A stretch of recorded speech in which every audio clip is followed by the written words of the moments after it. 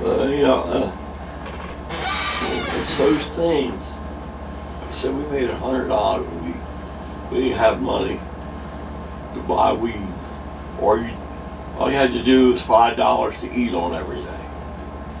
And sometimes you were lucky to save up $20 to buy some weed. But luckily we had Marsh Tucker Band, Tom McCullough. He got us all, gave us all. He fly this woman up from Florida with a pound of Colombian gold shit. And when you're in Sheridan or whatever, he had the envelopes in the drawer. He would put a little bit in each envelope and pass it out to every guy in the band, every road crew, every fucking body. That's some pops. And us in the band, me, he would give me a bottle every night of some coke. And that's when I started getting strung out on coke. I was like, man, every night you'd get fucking pussy if you didn't get laid at night. You'd go to his room and sit up, play acoustic guitar together, starting in big lines, and he was like a big brother to me. I love him so much. And Toy too. Toy also Tony, because he's a bass player. He was almost kind of like the band leader. You know, he was one that could take care of all the business while Toy would just get fucked up and have a good time. It's like, if I only had these phones that we got now, that I could have recorded the shit I'd been with.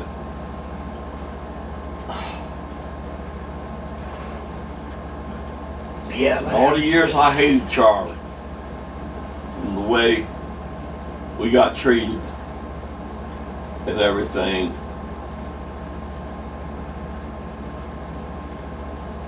That it could have been so good if he could have kept us together and took into us into helping write songs as a band.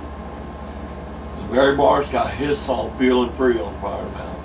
He was smart, very smart. He never did drugs. He had hair down to here. Never smoked pot enough. He was smart about business. He started his own publishing company. So all you gotta do is go to ASCAP BMI and fill out the forms, and you got a publishing company. And when we were recording Fire on the Mountain and everything, and rehearsing, we learned that song, we recorded it, and I had a song. And the music, we wound up doing on King Size Rosewood Bed. That's my song.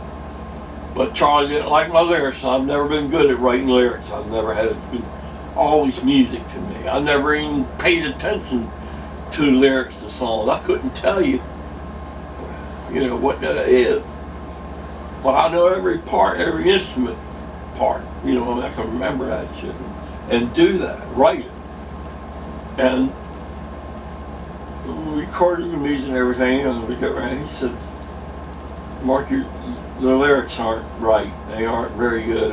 So, being that we're rushed for time right now," and he put lyrics to one of his old songs and put it to my music and had Taz sing it.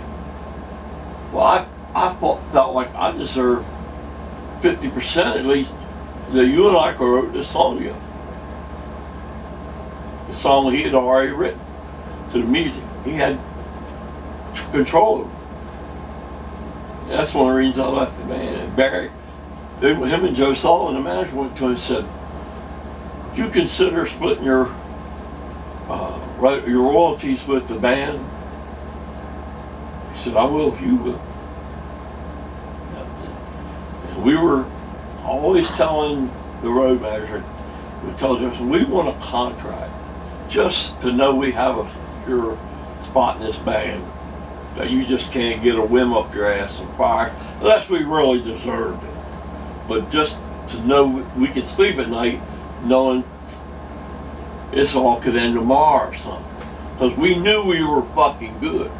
We knew we were that fucking good. And Charlie even wrote in his memoirs, in his book, he said when we joined the band, he finally knew he had the band that could take him where he wanted to go. He gave us credit in that book. He didn't talk bad about us or anything. That's pretty much about all he said. But, that's why I'm not after him, trying to get money like Gary Allen is. Gary's on Facebook every night telling goddamn Charlie, if it weren't for us, he wouldn't be where he is right now. We deserve some fucking money. And he had the 40-year anniversary when Barry called me, told me, Gary's when the music store telling them that me and Barry and him were going to picket and protest the fucking show in front of the place. And Barry freaked out, man. He was like, because him and Gary had been off for a while. He said, Gary's a nut. So we had this fucking band that was really good, playing all the 60s and stuff, the Beatles and all that stuff. We were playing all the frat parties at Vanderbilt, making $1,200, $1,800 a night. Whereas club bands make $400, they think they've done something. So we had to make it. And he said he dropped one day, he just quit. And that's what happened with Charlie. He was quitting every other week. We had to talk him into it. Because he had to play with Freddie. The drummer was, I played as good or better drum than he did. And Gary was like a great drummer. You know, he was the one that, he really had at the time too. He could play. That's how I got the gig, because I only jammed with him and the other guitar player, Tommy Cobb, who I love, who was my best friend in Bush. We had one jam session. They didn't like Gene Keys singing. Then I don't know what after that would happen. But that was it. But when Charlie needed a bass player, they called my parents. And for some reason, they had found that number to my parents. And then my parents told me, call him about a gig with Charlie Daniels. That's like Charlie Daniels. Uneasy Rider, that guy? Oh, no. I don't do that fucking shit. Well, I got talking to him on the phone. He said, look, we're playing a concert, you know, so that's better than sitting at home. Or doing, you know, we'll get our foot in the door. You know what I mean? And we'll be able to do something in a couple of years. And so I said, all right. And I happened to be up here at the time doing a guy, Dale Show's, South Farm or whatever, so we owned on it. Richmond, where he had this Colombian pot. He'd give about half a joint to Donald Hall, and he'd come, we'd smoke it shit out here. Oh my God. But when I lived in Memphis, I knew this guy who was a big pot dealer. He had Panama Red. Awesome shit too. And I told Dal I could hook him up with 100 pounds. So we flew to Memphis. And we did the deal. I had already agreed to come to the audition. So I took a bus from Memphis to Nashville. And they picked me up, took me out to this old farmhouse, about an hour outside of Nashville. And Charlie wasn't even there, and those other guys. And Taz just got up in his hair with, you know, bedhead, but crazy. So I was like, what the fuck am I? You know, I said, man, I don't know. And Charlie came in with a couple old cowboy boots with his pants like this. That's how bad I can't even bend over, man.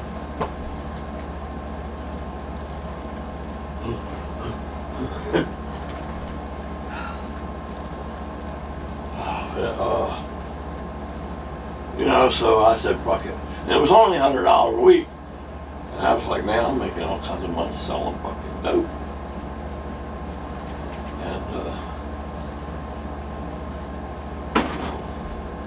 doing whatever I wanted to do. And so I took their advice and let's just take this. And we recorded the Way Down Yonder, he changed the name to Whiskey, in one day, 1 or 2 days, at Barefoot Jerry's studio back in the garage. They had picked it up, you know, just a homemade studio. And then the next day, we had a couple rehearsals, which I almost got fired because I couldn't play Orange Blossoms back at fiddle song. I just couldn't feel. They had a little weird spot in the song that stays on the discord on an extra bar and then goes to that change. And I just thought it was weird, man. It's weird. Oh man, Charlie threw his hat down. I was like, God damn it. And Gary told me, man, he'll get it, but he didn't grow up listening to country music. He's a jazz family. He's a jazz player. I worked until I felt it, finally got it. So then we were on the road with Mom and Brother. And I was like, wow, this is surreal. Here I am with this fool. Ain't worth a shit, but me and Barry were like, and Taz was a pretty good B3 player, although he would drink too much, he'd fuck shit up. He fucked up a sword solo on the way down after that. We were in the engineer room listening to him. Barry said, hey, that's what I'm doing. Troy said, no, I'm leaving it. So it feels good. It's just, I'd rather have the feel. All that. And it's things like that that always got me and Gary in the room saying, man, I couldn't able to stand this for him. And it was just like Terry said, I can't take playing with Freddie anymore because, you know, we could have how much better rhythm section without him, you know. Man, my dogs are out there and I'm about out of gas. Do you have any money? Yeah. See you? I have $1,500. I have my stimulus check, and I just got $700 a month. I get the $373 and $430 to add to it. Good. I told So you. that's probably $800 a month. I got that, so I'm okay. And I was gonna say if you don't have any gas. well, I was thinking to myself, just the one thing. I guess one thing I always like to do when we have enough money was go out to eat. And when she was working, making $500 a week, we go out every night and eat dinner. Some she didn't want to cook. It's fine with me because I love to go to a restaurant, and then next time I'm there, I'll try something else. And today I was thinking, man, I'd really love to go to the grill. Chinese place, or But they're all still closed. yeah, and the Texas Roadhouse got the best steaks. And I really like the dogs, but I couldn't bear to leave them home 3 days. They hadn't had their McDonald's cheeseburgers, so they come in the room while I'm there. They looking because I always had a couple cheeseburgers waiting for a snack. And around and be nothing, they leave, go back, come back again, you know, all night long. So that's why I go, man. As long as I can afford to get $3 worth of cheeseburgers. And, but so that's what I wanted to do, but I couldn't leave them. You know, I can afford to go out and do it, but I love them. I can't. They deserve to ride. But now they've been in the trucks along. It took us me an hour and a half to leave home because I got on the phone with Jimbo. I had to see him. We were doing the same thing I'm doing. One thing led to a fucking another.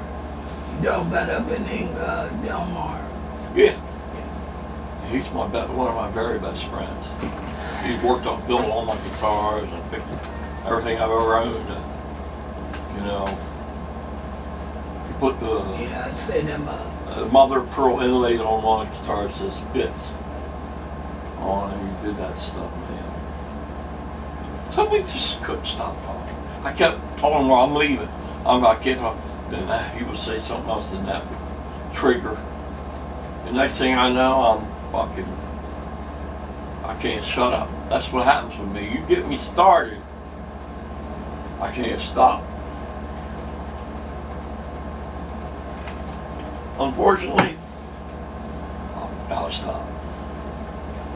I care about my dogs, and I know they're sitting. I got one window open, man, but they probably got to pee by now.